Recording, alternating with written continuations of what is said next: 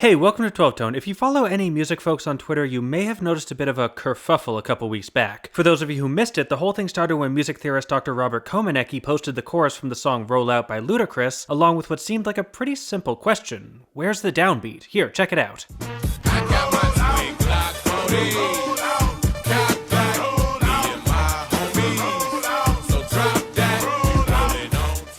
Got it? Okay, I'm gonna talk for a little bit to confuse the copyright bots, and then I'll give you another chance. This time, really focus on feeling that downbeat. Move your body if you can. Ready? Go.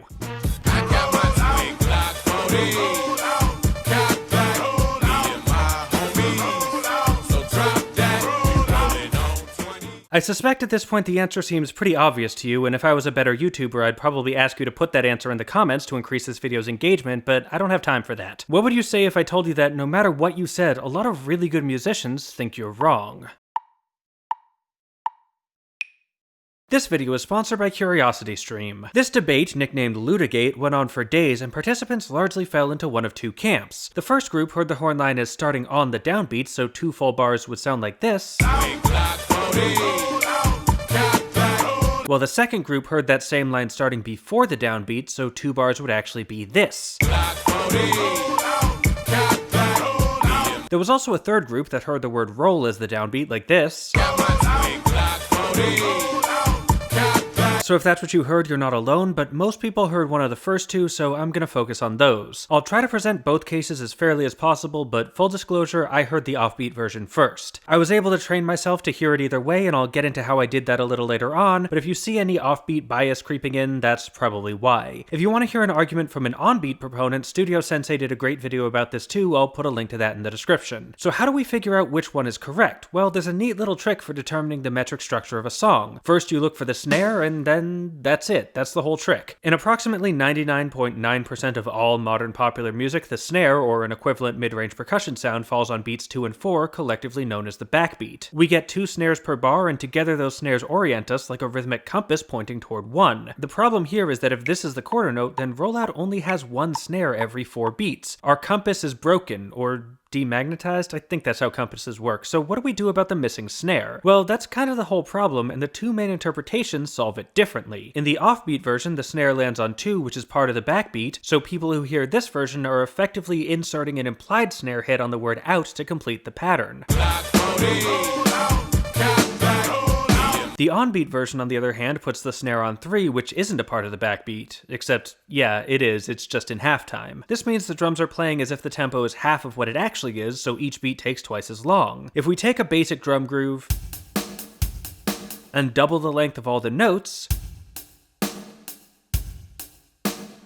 we see that what was originally beat 2 has been pushed back to 3, and the original 4 is pushed all the way to beat 3 of the next bar. This makes beat 3 a kind of halftime backbeat, and most of the time, if we only have 1 snare per bar, it's there. This brings up one of the first main distinctions between the two camps: tempo. We said there's only 1 snare per bar, but that's only true if this is the quarter note, and not everyone thought it was. Some listeners heard the entire thing in halftime like this,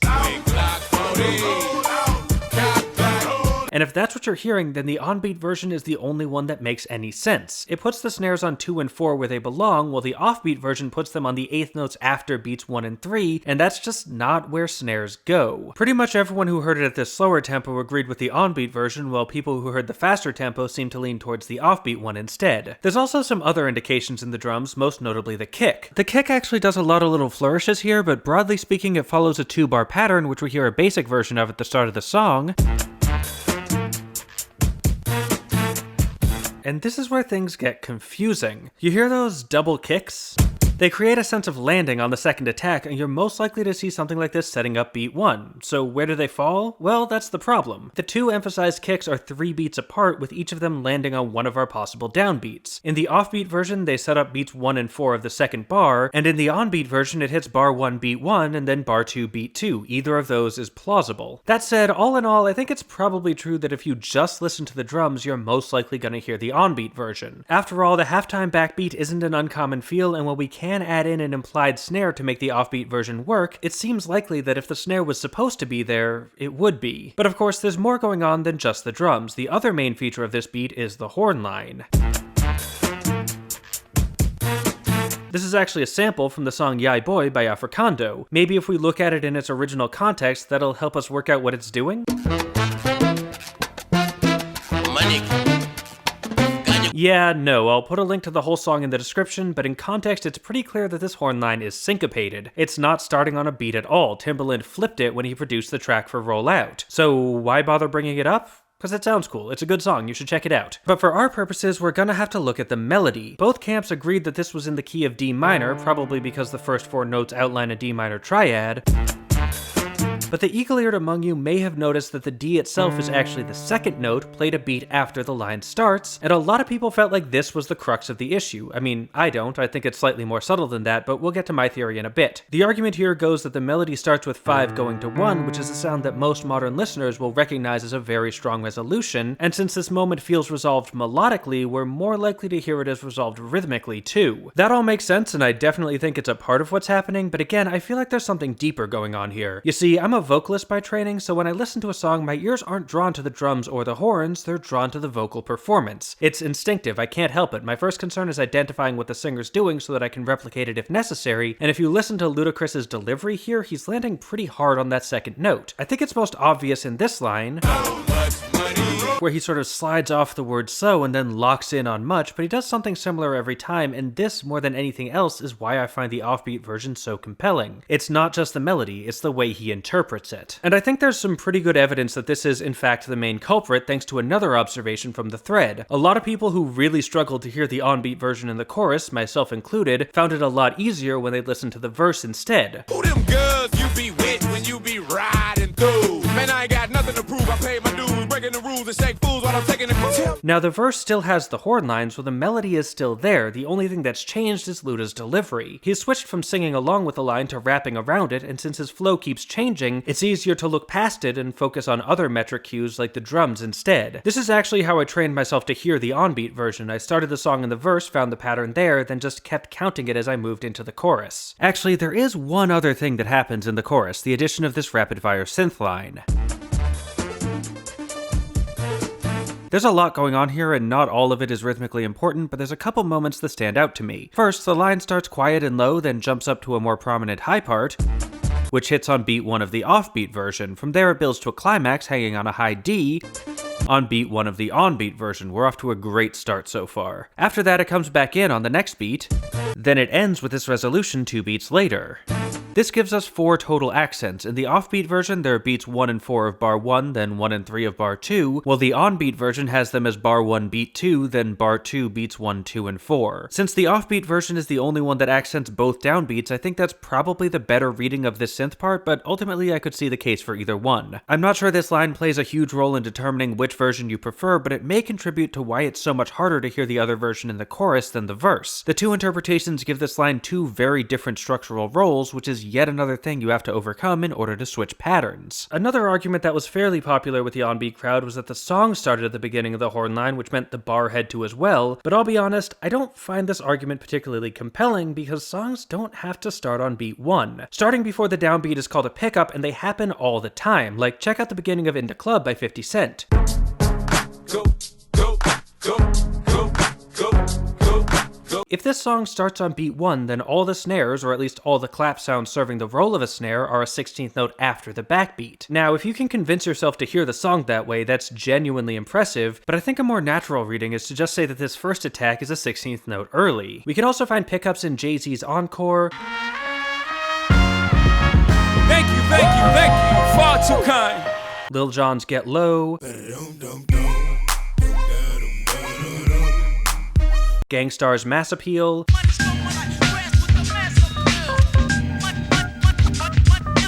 and the beat to Tupac's California Love,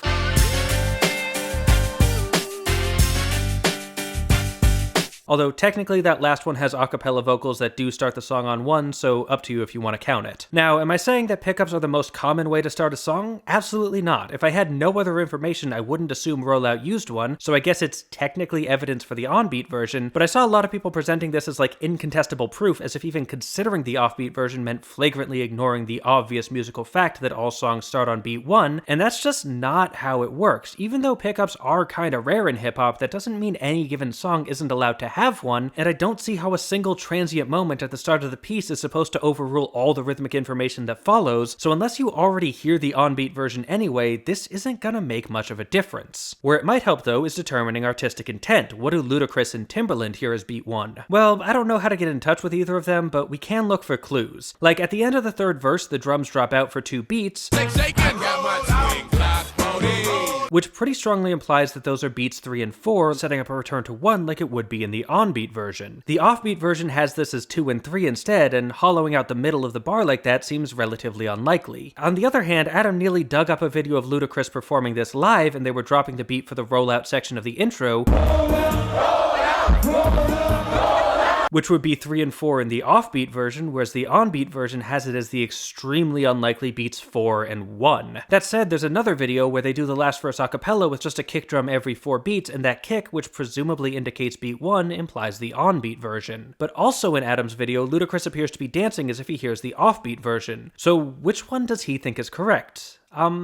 Not sure. I mean, I don't know that it matters. I'm a firm believer in the idea that the artist's intent doesn't invalidate the listener's experience, so even if his version is different from yours, that doesn't mean you're wrong, but still, it'd be nice to know. So what does all this mean? Well, it'd be pretty easy to turn this video into an argument about how this sort of rhythmic complexity proves that hip-hop is a real art form, whatever that means, but I'm not gonna do that because it's not necessary. Arguing that rhythmic complexity proves hip-hop's value means conceding that if it wasn't complex, it wouldn't have value, and that's a terrible way to think about music, especially when so many of the tools we have for measuring that complexity are intrinsically tied to the arbitrary musical norms of 18th century European aristocrats. No, I don't think this tells us all that much about hip-hop, but it does tell us quite a bit about rhythm. The thing I found most interesting about this whole discussion was that even though we couldn't agree where the downbeat was, pretty much everyone agreed that the answer was obvious. I mean, sure, we're music theorists, we know that pieces can have multiple interpretations, but that's intellectual. Intuitively, we all knew which version was right from the moment we hit play, and it took serious, sustained cognitive effort to hear it any other way. It's a great demonstration of just how instinctive rhythm is. We feel the beat first, then try to find musical signifiers to justify it, not the other way around. I can read all the arguments in the world for the onbeat version. Heck, I can even write those arguments down and then explain them to you, but still, when I listen to the song, none of that matters. I just feel the beat, and when you put it like that, I think that's amazing. One of the first hip-hop songs I remember hearing was You Can't Touch This, so I was super excited to see my friend Alex make a video about MC Hammer over on Nebula. Let me explain, Alex is a fellow educational YouTuber, but he's also 18 years old, so whenever he hangs out with the rest of the Nebula crowd, we wind up grilling him on all the pop culture stuff we grew up with to see what he's aware of, and it turns out it's not much, so eventually we decided to make a series called Alex Goes Bananas, where we take turns showing him bands from the 90s and making him explain them to people his age. A couple months back, I got my turn and taught him about Rob Zombie. He's also done videos on Will Smith, the Spice Girls, Limp Bizkit, and just last week, Noah from Polyphonic finally turned him on to MC Hammer. It's a lot of fun, and honestly, I learned some things too. And that's just the tip of the iceberg. There's all sorts of other great videos on Nebula from some of YouTube's top educators, including Adam Neely, Lindsay Ellis, and Lessons from the Screenplay, and if you want to check it out, we've even worked out an amazing deal where if you sign up for CuriosityStream with a link in the description, not only will you get 26% off an annual membership, you'll also get a free Nebula account for as long as you remain a CuriosityStream member. That's 2 sites of great educational content for under $15 a year. And hey, thanks for watching, thanks to our Patreon patrons for making these videos possible, and extra special thanks to this video's featured patrons, Susan Jones and Jill Sundgaard. If you want to help out and help us pick the next song we analyze too, there's a link to our Patreon on screen now. You can also join our mailing list to find out about new episodes, like, share, comment, subscribe, and above all, keep on rockin'.